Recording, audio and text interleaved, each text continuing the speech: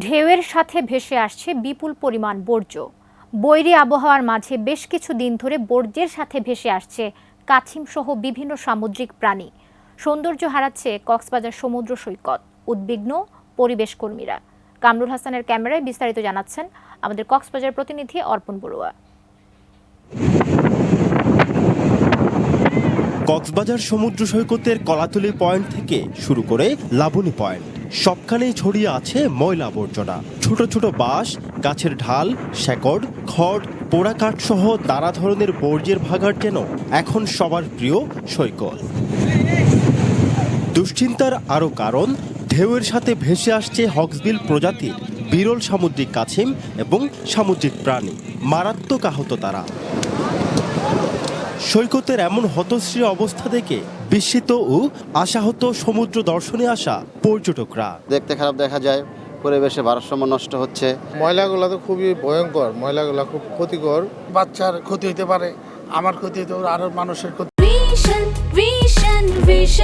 100% copper কন্ডেন্সারে তৈরি vision fridge, তাই গুণে মানে অটুট থাকে বছরের পর বছর। হতে পারে, এই জন্য এটা পরিষ্কার করা দরকার।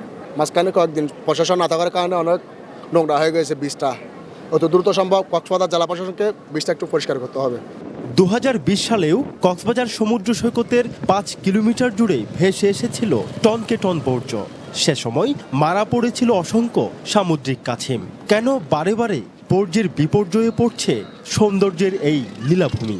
অসংখ্য সামুদ্রিক বিভিন্ন প্রাণী, আমরা সাপ দেখেছি, কাছিম দেখেছি, মহাবিপন্ন প্রজাতির হক্সবিল আমরা এই গত কয়েকদিন আগে দেখেছি। দুর্যোগপূর্ণ আবহাওয়ায় কীভাবে ওই পর্যটন স্পটগুলো এবং সমুদ্র উপকূলের বেষ্টনী রক্ষা করতে হয়, সে ম্যানেজমেন্ট আমাদের এখনো গড়ে ওঠেনি। আমরা যারা পরিবেশ নিয়ে কাজ করি, প্রয়োজনে সমন্বিত একটি উদ্যোগ নেওয়া যায়।